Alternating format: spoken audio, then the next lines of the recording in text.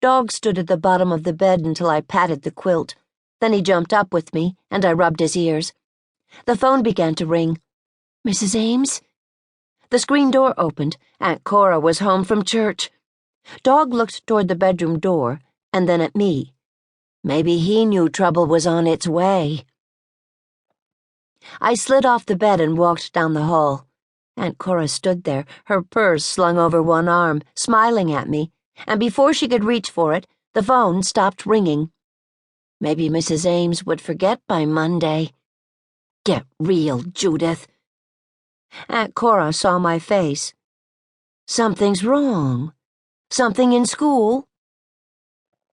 My eyes slid away from hers. The phone began to ring again. She dropped her purse on the hall table and picked up the phone. "Hello." She made circles on the rug with one plump foot. "Uh-huh," she said. "Oh, yes. Oh, uh-huh." Mrs. Ames's voice was angry. It was loud. I could almost hear what she was saying. I sat on the stairs leading to the attic and leaned my head against the railing, the slats hard against my forehead. Then the phone call was over. Aunt Cora sat on the step just below me. "I was the one. I was determined that you belonged in a regular class. I told Mrs. Ames that you didn't have to speak to get along. I went up there and demanded." Demanded? I rolled that word around in my head, staring down at her soft curls on the step below me. I couldn't imagine Aunt Cora demanding anything. "I want everything for you." Her voice was thick. "If they only knew you the way I do." Dog stood in the hall just below Aunt Cora and put his head on her lap. He couldn't imagine why she was crying, but he knew something was wrong. "The day you came," Aunt Cora began. "The day my mother left. I was right here in the hall. The front door opened and you stood there, your mother behind you, her suitcase in her hand.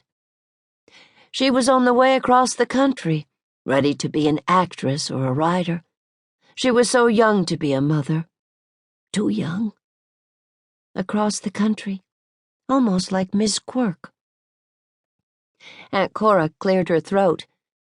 "You stood at the window, looking after her. Such a little girl. I could see your reflection in the glass, your woebegone face. I knew it was going to be hard for you, but I didn't know how hard." I was sure she was going to say I'd stop speaking then, but she put her hand on my shoulder. For me, it was a miracle, a child to love, a jubilee. She sighed. "Later, I started you in a little Sunday church group.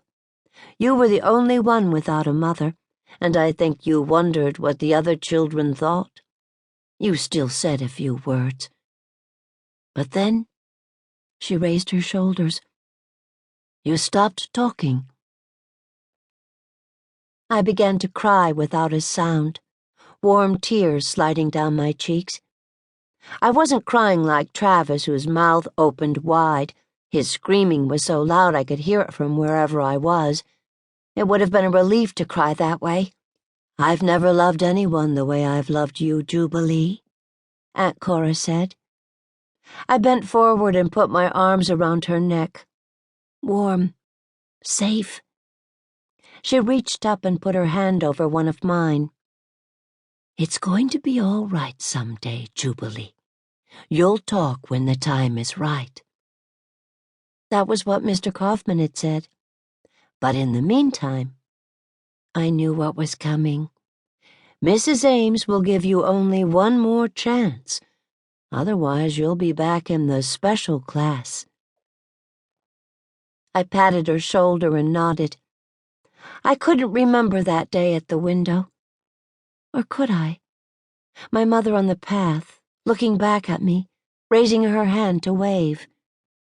And Aunt Cora. How lucky I was to have her.